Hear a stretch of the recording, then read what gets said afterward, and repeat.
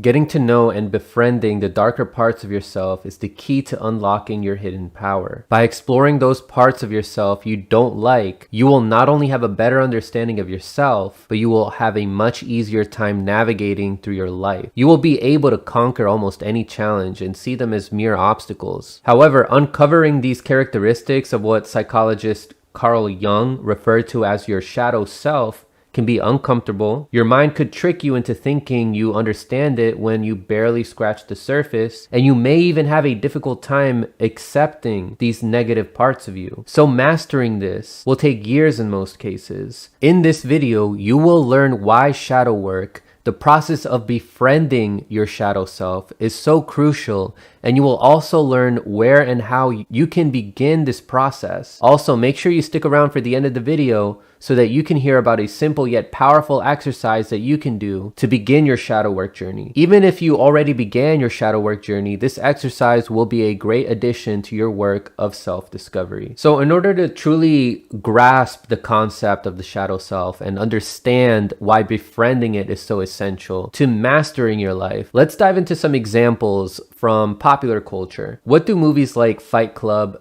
Black Swan, The Dark Knight, and TV shows like Stranger Things and Naruto have in common? They all explore themes of confronting and integrating the darker hidden aspects of ourselves, what Carl Jung referred to as the shadow self. In these stories, the protagonists face their own inner demons, often personified in the form of characters or alternate realities, leading them on a journey of self-discovery. Similarly, your shadow self represents those parts of you that you've buried or denied. The shadow self, according to Carl Jung, represents the unconscious part of our personality that contains all traits, emotions, and impulses that we reject or deny. These are often qualities we consider negative or socially unacceptable, so we push them into the shadows of our psyche. For example, you might not like the aggressive part of you, so you repress that. You may not like seeing aggression in other people, but that would be your shadow self being projected onto those other people. However, Jung believed that by acknowledging and integrating the shadow, we can achieve greater self-awareness and personal growth. In other words, befriending your shadow is key to unlocking your full potential. So let's dive into those examples, and fair warning, spoilers are ahead if you haven't watched any of these movies or TV shows. In Fight Club, the narrator creates Tyler Durden, a manifestation of his shadow self, embodying his suppressed desires for rebellion and chaos. Confronting and eventually integrating this shadow allows the narrator to reclaim control over his life, symbolizing the power of acknowledging our darker sides. In Black Swan, Nina Sayer's shadow is her repressed desires and ambition, represented by the Black Swan. Only by embracing this shadow does she achieve the perfection she seeks in her performance, though it comes at a great personal cost. In The Dark Knight, Batman faces off against the Joker, who can be seen as an embodiment of Batman's shadow self, the chaos, moral ambiguity, and darkness that lurks within him. Throughout the film, Batman is forced to confront the fine line between heroism and vigilantism. By acknowledging the Joker's perspective and the chaotic nature of Gotham, Batman strengthens his resolve to uphold his moral code, even as he operates outside the law. This confrontation with his shadow is crucial for Batman's growth, as it solidifies his identity as Gotham's protector, who must navigate the darkness without becoming consumed by it. In Stranger Things, the Upside Down represents the world that mirrors reality but is dark, twisted, and full of hidden dangers. Characters are often forced to confront their own fears and inner darkness. Eleven's shadow self is tied to her traumatic past and powerful abilities. By embracing these darker aspects, she finds the strength to protect her friends, highlighting the importance of accepting all parts of ourselves. Lastly, in Naruto, the protagonist Naruto Uzumaki must confront the Nine Tails, a powerful demon fox sealed within him, which represents his shadow self. His anger, loneliness, and the destructive power he fears. Naruto's journey involves coming to terms with his darkness, understanding it, and eventually befriending the Nine Tails. By doing so, he gains immense strength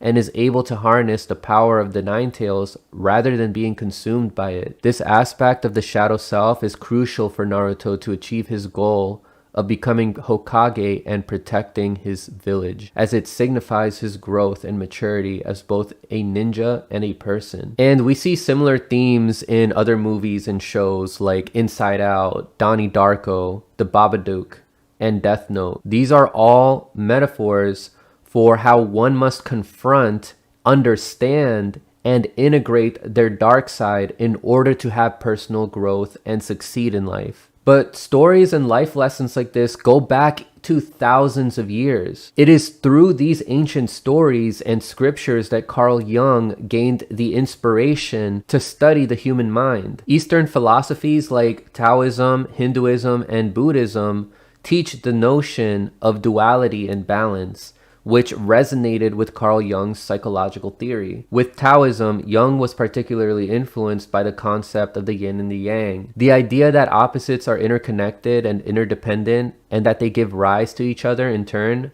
mirrors Jung's concept of the shadow as the dark, unconscious aspect of the psyche that must be acknowledged and integrated to achieve wholeness. With Hinduism, Jung was influenced by the Hindu concepts of the ego or ahamkara and the unconscious, as well as the spiritual journey towards self-realization, which involves confronting and integrating various aspects of the self, including the shadow. With Buddhism, Jung was also inspired by practices of mindfulness and the recognition of the self as a complex interplay of various elements, including desires and fears that are often repressed or denied. The Buddhist practice of acknowledging and understanding these aspects aligns with Jung's ideas of bringing the shadow self into consciousness. To fully understand the concept of the shadow self, we need to take a brief look at the different parts of the psyche as defined by Carl Jung. Jung believed that our personality is made up of several layers, each playing a crucial role in shaping who we are. First, we have the ego. This is the conscious part of our mind where our sense of identity and self-awareness reside. It's what we think when we say I. Beneath the ego lies the personal unconscious.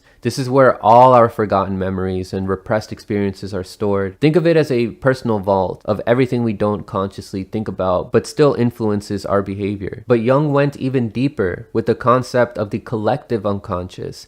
This is a shared reservoir of human experiences, housing what he called archetypes. These are universal symbols and themes like the hero, the mentor, and of course, the shadow that appear in myths, stories, and dreams across cultures. The shadow represents the darker, often hidden aspects of ourselves, the traits we don't like to acknowledge. To live a balanced life, Jung believed it's essential to recognize and integrate this shadow, rather than letting it unconsciously control us. Oftentimes, this shadow is projected onto other people. So think about some examples here of when you see certain people getting angry. Oftentimes, it might be because of something within them in the unconscious that they are repressing. Sometimes it may be a way that you used to think. Understanding these different parts help us see why shadow work, the process of confronting and integrating our shadow self, is so vital for personal growth and mastery of life. At this point, you've reached the end of the video, and here I will present to you the exercise that's very simple yet very powerful and will give you extraordinary results. In addition to the exercise, I highly recommend the following books: Shadow Dance by David Rico, Memories, Dreams, Reflections by Carl Jung, and Meeting the Shadow, The Hidden Power of the Dark Side of Human Nature by Connie Zweig. So here's the exercise. It is called Mirror Reflection. Find a quiet place and sit comfortably with a mirror in front of you. As you look into your own eyes, take a few deep breaths to relax. Think about a recent situation where you felt a strong emotional reaction, whether it be anger, jealousy, or frustration. Ask yourself, what might I be seeing in this situation that reflects something within me? Allow yourself to notice any thoughts or feelings that come up and write them down in a journal. This exercise helps you start recognizing and understanding your shadow aspects, paving the way for personal growth, self-awareness, and greater intrapersonal intelligence. That's right. Shadow work will indeed make you smarter. And if you are interested in learning more about the different types of intelligences and the direction humanity might be headed in terms of whether we are becoming more or less intelligent, then make sure you watch this video right here.